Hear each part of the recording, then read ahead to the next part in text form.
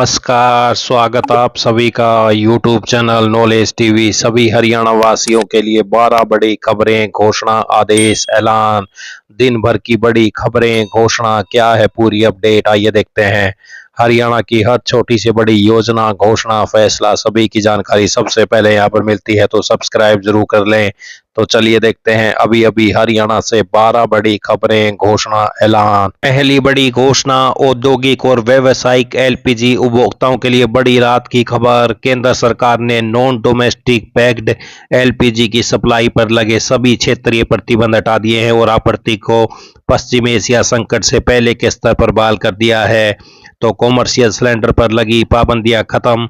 Hotel, restaurant, औद्योगिक प्रतिष्ठानों को मिलेगी बड़ी राहत, आमजन को भी फायदा होगा। तो ये बड़ी अपडेट छोटे उद्योग, होटल, रेस्तरां, ढाबा, दुकानों और अन्य व्यावसायिक प्रतिष्ठानों के लिए बेहद जरूरी है, जहां एलपीजी खाना पकाने, हीटिंग और अन्य प्रक्रियाओं के लिए आवश्यक है। तो ये बड़ी अपडेट एलपीजी सिलेंडर को लेकर आई। अगली बड़ी घोषणा देखते हैं। 1 जुलाई से पासपोर्ट बनवाना या री इश्यू करवाना महंगा हो जाएगा। केंद्र सरकार ने पासपोर्ट की फीस बढ़ाने का फैसला किया है। 36 पेज वाले सामान्य पासपोर्ट की फीस 1500 रुपये से बढ़कर 2500 रुपये हो जाएगी। वहीं तत्काल पासपोर्ट के लिए 5000 रुपये देने होंगे, जो पहले 3500 रुपये थे। 60 पेज वाले पासपोर्ट की फीस भी बढ़ाई गई है। इसकी सामान्य फीस 2000 से बढ़कर 3500 और तत्काल फीस 4000 से बढ़कर 6000।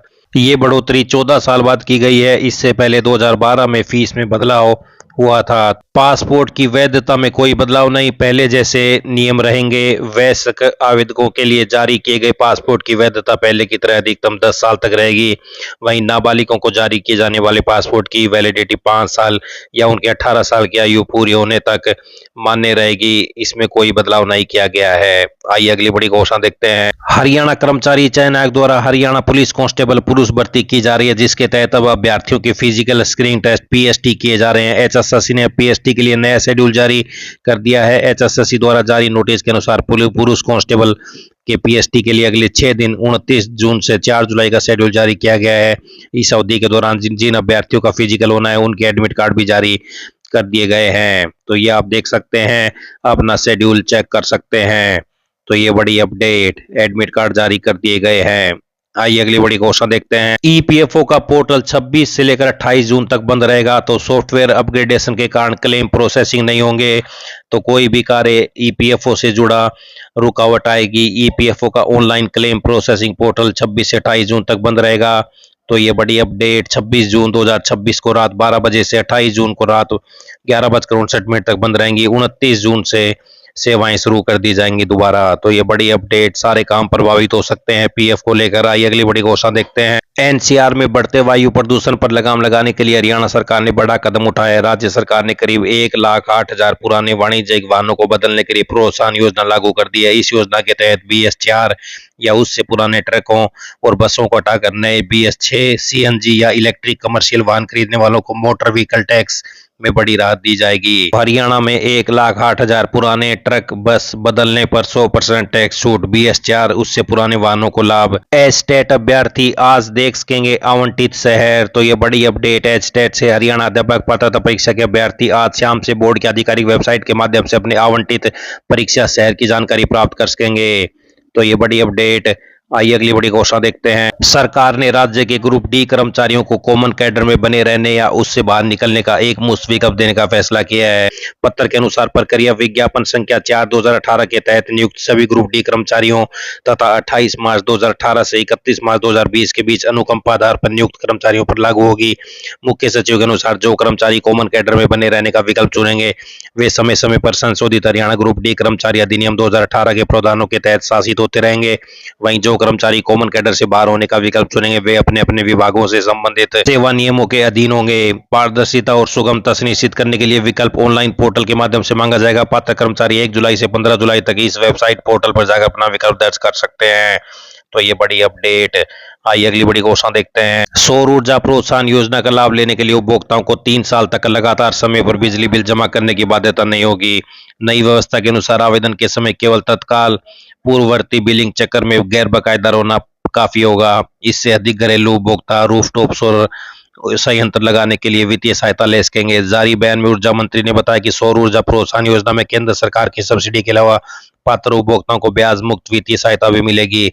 योजना का लाभ गैर बकायेदार उपभोक्ताओं, राज्य सरकार के कर्मचारी और अंत्योदय परिवारों को मिलेगा। रोजगार सुरक्षा वाले एचकेआरएन कर्मचारी भी इसमें शामिल होंगे।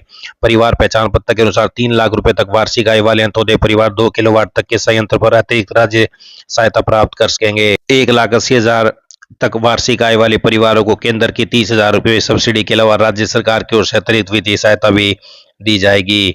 तो अब सोलर योजना में अब पिछले बिल का रिकॉर्ड देख मिलेगा लाभ। पिछले 3 साल का लगातार बिजली बिल जमा करने की बाध्यता नहीं होगी। आइए अगली बड़ी घोषणा देखते हैं। हरियाणा पुलिस ने साइबर वित्तीय धोखाधड़ी के मामले में बड़ा फैसला लिया है। अब E0 FIR सुविधा शुरू की गई है। इस नई व्यवस्था के तहत हेल्पलाइन 1930 पर दर्ज होने वाली 1 लाख या उससे अधिक राशि की साइबर वित्तीय धोखाधड़ी संबंधी शिकायतों को स्वतः E0 FIR 0 FIR में परिवर्तित किया जाएगा, जिससे मामलों में शीघ्र कानूनी कार्रवाई सुनिश्चित हो सकेगी। तो 1 लाख रुपए से अधिक की ठगी पर स्वतः दर्ज होगी E0 FIR। पीड़ितों को मिलेगा तत्काल लाभ। हेल्पलाइन 1930 और साइबर पुलिस स्टेशनों के बीच समन्वय से मिलेगी त्वरित कानूनी कार्रवाई। आइए अगली बड़ी घोषणा देखते हैं। शिक्षा विभाग ने सरकारी विद्यालयों के SC विद्यार्थियों को एक मुश्त छात्रवृत्ति देने का निर्णय लिया। छात्रवृत्ति उनको मिलेगी जिन्होंने मार्च 2026 की 12वीं बोर्ड परीक्षा में 90% या अधिक अंक प्राप्त किए हैं। छात्रवृत्ति राशि सीधे उनके बैंक खातों में जमा की जाएगी। तो निर्धारित प्रारूप 30 जून तक भेजना जरूरी है पात्र विद्यार्थियों का। तो ये बड़ी अपडेट। आइए अगली बड़ी घोषणा देखते हैं। हरियाणा सरकार ने लाखों सरकारी कर्मचारियों से जुड़े LTC लीव ट्रेवल कंसेशन मामलों में आ रही तकनीकी परेशानी को दूर करने के लिए बड़ा फैसला लिया है। अब कर्मचारियों के LTC ब्लॉक ईयर में हुई त्रुटियों को सुधारने के लिए विभागों को मुख्यालय की मंजूरी का इंतजार नहीं करना पड़ेगा। ट्रेजरी एवं अकाउंट विभाग ने सभी विभागाध्यक्षों को ई-बिलिंग सिस्टम में सीधे संशोधन करने का अधिकार दे दिया है। तो हरियाणा के सरकारी कर्मचारियों को LTC मामलों में बड़ी राहत। अब विभागाध्यक्ष खुद सुधार सकेंगे ब्लॉक ईयर गलत एंट्री के कारण अटके LTC बिल। आइए अगली बड़ी घोषणा देखते हैं। AI जॉब फेयर 9 जुलाई को KU में 30 कंपनियां आएंगी। कई कंपनियां ऑनलाइन इंटरव्यू भी लेंगी।